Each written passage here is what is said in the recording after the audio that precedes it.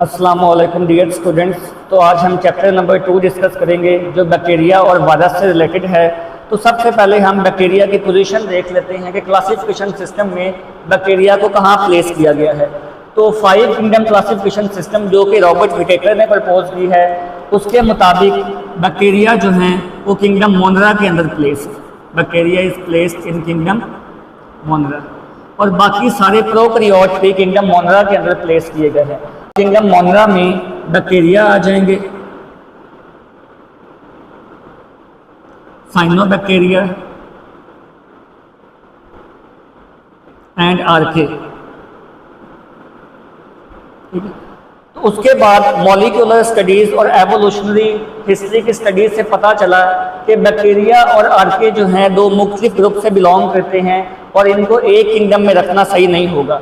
तो ये फ्लॉज में आएगा कि 5 किंगडम सिस्टम में रिसेंट स्टडीज से फ्लॉज क्या सामने आए। तो मॉलिक्यूलर स्टडीज से हमें आइडिया हुआ, molecular studies reveal that bacteria and archaea belong to different groups. तो बैक्टीरिया और आर्के जो हैं मुख्तलिफ ग्रुप से बिलोंग करते हैं। तो इस वजह से कार्ल वूज ने 1990 के अंदर डोमेन सिस्टम इंट्रोड्यूस करवाया और डोमेन सिस्टम में बैक्टीरिया और आर्के को मुख्तलिफ डोमेन में प्लेस किया गया।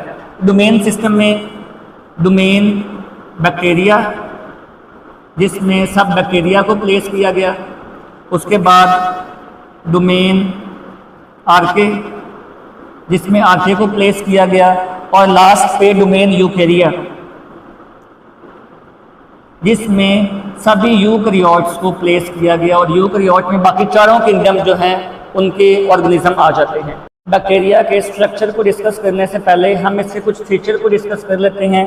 तो बैक्टीरिया आर माइक्रोस्कोपिक। इसका मतलब है कि बैक्टीरिया को सिर्फ हम माइक्रोस्कोप की मदद से ही देख सकते हैं। And they are unicellular which means के बैक्टीरिया जो हैं वो सिंगल सेल पे मुश्तमिल होते हैं, एक सेल से ही पूरा जानवर बनता है। And they are prokaryotic. They are prokaryotic means के इनमें वेल डिफाइंड न्यूक्लियस भी नहीं होता और मेम्ब्रेनस ऑर्गेनेलिस भी नहीं होती, which means they do not have well defined nucleus and membranes organelles. In features के बाद अगर हम बैक्टीरिया के स्ट्रक्चर को देखें तो हमें 3 लेयर्स नजर आ रही हैं।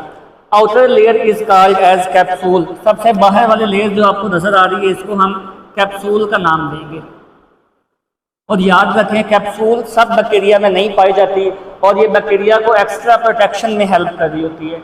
अगर कैप्सूल जो है सेल वॉल से लूजली अटैच्ड है तो it is also called as slime. Capsule को अगर हम लूजली अटैच है तो स्लाइम का नाम भी देंगे। अच्छा, उसके बाद कैप्सूल के नीचे एक लेयर है जिसको सेल वॉल का नाम देते हैं। This is called cell wall. अब कुछ एक्सेप्शंस के अलावा जैसे कि माइकोप्लाज्मा है, उसके अलावा बाकी सभी बैक्टीरिया के अंदर सेल वॉल जो है वो मौजूद होती है और उसके नीचे भी एक लेयर है जिसको हम सेल मेम्ब्रेन का नाम देंगे, which is also called as plasma membrane. और प्लाज्मा मेम्ब्रेन जो है ये सब बैक्टीरिया के अंदर मौजूद होती है। अब यहाँ पे कुछ स्ट्रक्चर जो हैं वो सेल मेम्ब्रेन से अराइज हो रहे हैं। जैसे अब यहाँ पे देखें, ये लॉन्ग स्ट्रक्चर एक सेल मेम्ब्रेन से अराइज हो रहा है, इसको हम फ्लैजेला का नाम देंगे। तो फ्लैजेला जो है ये बैक्टीरिया को कीमोटैक्सिस में या फिर लोकोमोशन में हेल्प कर रही होती हैं। तो इनकी बेस कहाँ पे है? सेल मेम्ब्रेन के अंदर है। तो वो स्ट्रक्चर जो सेल मेम्ब्रेन से अराइज हो रहे हैं उनको हम डिस्कस कर लेते हैं। एक तो फ्लैजेला है which are longer than other structure. जो बाकी स्ट्रक्चर जो सेल मेम्ब्रेन से अराइज हो रहे हैं उनसे लॉन्ग है।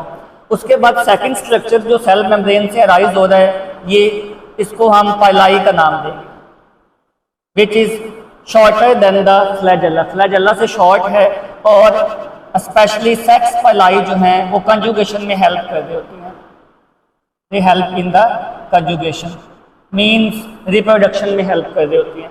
अच्छा, उसके बाद यहाँ पे कुछ ब्रिस्टल लाइक स्ट्रक्चर्स हैं जो कि पाइलाई से भी स्मॉल हैं और पाइलाई से भी थिन हैं, और लेकिन पलाई से तादाद में ज़्यादा हैं। इनको हम फिम्ब्रियाई का नाम देंगे। क्या है ये?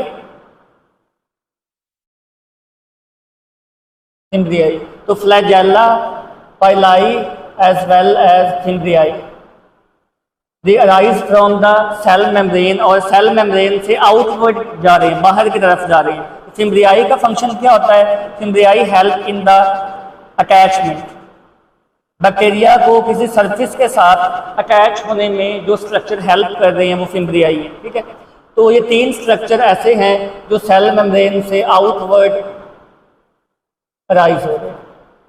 उसके बाद अगर आप देखें यहाँ पे, तो एक स्ट्रक्चर सेल मेम्ब्रेन की इन ग्रोथ से भी बन रहा है, इसको हम मेसोसोम का नाम देंगे। The structure which is formed by invagination of the cell membrane is called as mesosome। और ये कहाँ पे जा रहा है? साइटोप्लाज्म के अंदर प्रोजेक्ट कर रहा है। अब सेल मेम्ब्रेन के नीचे जो सारा एरिया है उसको हम नाम देंगे साइटोप्लाज्म। साइटोप्लाज्म के अंदर मुख्तलिफ मॉलिक्यूल्स हैं, मुख्तलिफ नॉन मेम्ब्रेनस ऑर्गेनेलिज हैं, जैसे कि हमने अभी एक डिस्कस किया मेसोसोम। उसके बाद जो सेंटर में आपको डीएनए नजर आ रहा है, which is also called as nucleoid, this is called as bacterial DNA, और इसको हम न्यूक्लियोइड का नाम भी देंगे क्योंकि बैक्टीरिया के अंदर प्रोमिनेंट न्यूक्लियस नहीं होता लेकिन न्यूक्लियर कंटेंट मौजूद है, इसीलिए इसको हमने क्या नाम दिया? न्यूक्लियोइड का। अच्छा, उसके बाद अगर आप देखें, ये तो डीएनए है जो कि क्रोमोसोमल डीएनए। बैक्टीरिया के अंदर कुछ एक्स्ट्रा क्रोमोसोमल डीएनए भी होते हैं जो कि बैक्टीरिया को एक्स्ट्रा प्रोटेक्शन दे रहे होते हैं एंटीबायोटिक से, इनको हम प्लाज्मिड का नाम देते हैं। These are extra chromosomal circular DNA present in the bacterial cell, इसको प्लाज्मिड का नाम देंगे। और प्लाज्मिड के अंदर एंटीबायोटिक रेजिस्टेंट जीन्स मौजूद होती हैं। अब ये जीन जो है बैक्टीरिया को प्रोटेक्ट कर रहे होते हैं एंटीबायोटिक से, और ऐसे बैक्टीरिया जिनमें प्लाज्मिड मौजूद होता है वो एंटीबायोटिक से बमुश्किल से किल होते हैं।